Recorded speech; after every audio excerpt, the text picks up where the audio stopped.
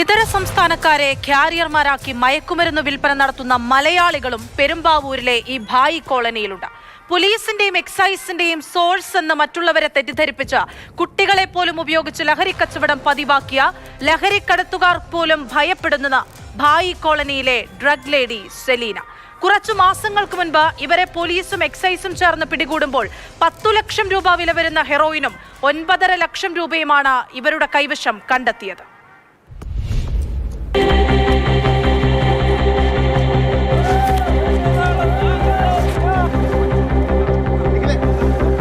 ഇതര സംസ്ഥാനക്കാർ തിങ്ങിപ്പാർക്കുന്ന ഇടമാണ് പെരുമ്പാവൂരിലെ കണ്ടന്തറ. ഇതിനെ പറയുന്നത് ഭായി കോളനി എന്ന് കൂടിയാണ്. ഇവിടുത്തെ പലചരക്ക് കച്ചവടം നടത്തുന്ന സ്ത്രീയാണ് സെലീന. കണ്ടാൽ 50 വയസ്സോളം തോന്നിക്കും. പക്ഷേ ഈ പലചരക്ക് കച്ചവടത്തിനപ്പുറത്തേക്ക് ഇവർ ലഹരി ഇടപാട് കൂടി നടത്തിയിരുന്നതാണ് പോലീസിനെ അതിശയിപ്പിക്കുന്നത്.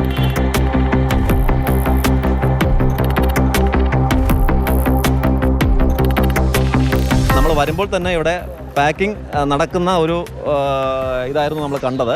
പക്ഷേ അവർ ഓടി രക്ഷപ്പെട്ടു. നമുക്ക് ഇവരെ അതിനുള്ള ഒരു വീടുകളും അതിനുള്ള സൗകര്യങ്ങളെല്ലാം ഒരുക്കി കൊടുക്കുന്ന ഇവരായിരുന്നു. കുറച്ച് നാൾക്ക് നമുക്ക് ഈ ഒരു വിവരം ഉണ്ടായിരുന്നു, ഇങ്ങനെ ഇതിനുള്ള സാഹചര്യങ്ങളൊക്കെ ഒരുക്കി കൊടുക്കുന്നതെന്ന്.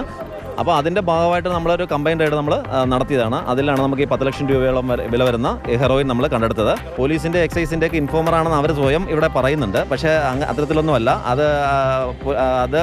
അതൊരു മറയാക്കി വെച്ചിരിക്കുകയായിരുന്നു അത് ചെയ്തത്.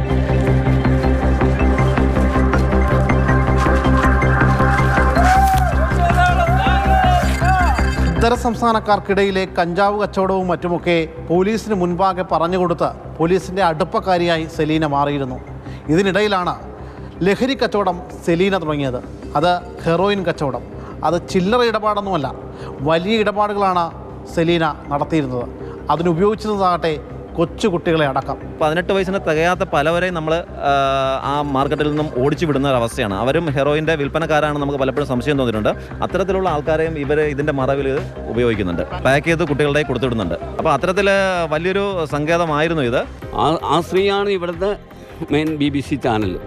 ഇവരാണ് ഈ ക്യാമറ വച്ചിട്ട് പോലീസ് ആരെങ്കിലും വരുമ്പോൾ ഇൻഫർമേഷൻ കൊടുക്കുന്നത്. എനിക്ക് കുറച്ച് പോലീസുകാരൊക്കെ സപ്പോർട്ട് ഉണ്ട് എന്നുള്ളതാണ് പുള്ളിക്കാരി പറയുന്നത്.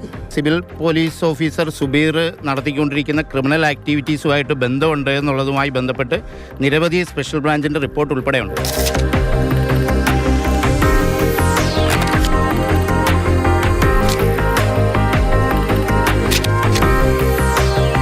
ചെറിയ പലചരക്ക് കച്ചവടത്തിൻ്റെ മറവിൽ സെലീന നടത്തിയ ലഹരി ഇടപാടിലൂടെ ലക്ഷങ്ങളുടെ സമ്പാദ്യമാണ് ഉണ്ടായത്.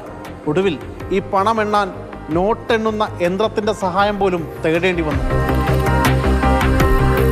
അവിടെ നിന്ന് പോലീസ് കണ്ടെടുത്തത് 9,33,500 രൂപയും ഒരു നോട്ടെണ്ണുന്ന യന്ത്രവുമാണ്.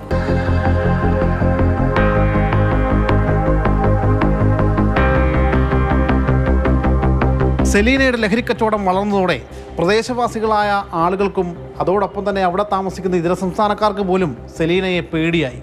പലരെയും സെലീനയുടെ കച്ചവടക്കാരായിട്ടുള്ള ഇതര സംസ്ഥാനക്കാരെ കൊണ്ട് ഇവർ മർദ്ദിക്കുന്ന സാഹചര്യം പോലും ഉണ്ടായി. അങ്ങനെ വലിയൊരു ഡോണായി സെലീന അവിടെ മാറിക്കൊണ്ടിരിക്കുകയായിരുന്നു. അതിനിടയിലാണ് പോലീസിനും എക്സൈസിനുമൊക്കെ ഇത്തരത്തിൽ സെലീനയാണ് ഇതിൻ്റെ വിതരണക്കാരി എന്ന സൂചന ലഭിക്കുന്നത്.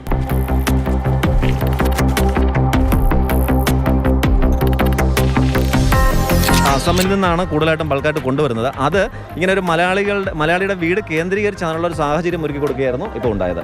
ഇതര സംസ്ഥാന തൊഴിലാളികൾക്കാണ് അത് കൊണ്ടുവരുന്നതും അതിൻ്റെ ഡിസ്ട്രിബ്യൂഷനും അതിൻ്റെ സെയിലും എല്ലാം തന്നെ അവർ തന്നെയാണ്. പക്ഷേ അതിനൊരു ഒളിത്താവളം എന്നുള്ള രീതിയിലാണ് ഇത് ഇത്രനാളും പ്രവർത്തിച്ചിരുന്നത്.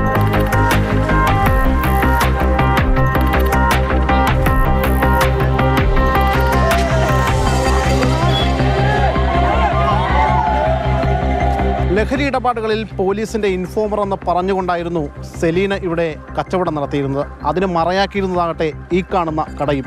ഈ കാണുന്ന കടയിൽ വെച്ചിരിക്കുന്ന CCTVയിൽ കൃത്യമായി ഇവിടെ വരുന്ന ആളുകളെ അടക്കം സെലീന നിരീക്ഷിക്കുമായിരുന്നു. സെലീനയ്ക്ക് പിന്തുണയായി പല ഉദ്യോഗസ്ഥരുമുണ്ട് എന്നാണ് നാട്ടുകാരുടെയും മറ്റുമൊക്കെ ഭാഷ്യം. നിഖിൽ ജോസഫിനൊപ്പം ശ്യാമപ്രസാദ് ഉത്തമൻ, മാതൃഭൂമി ന്യൂസ്, കൊച്ചി.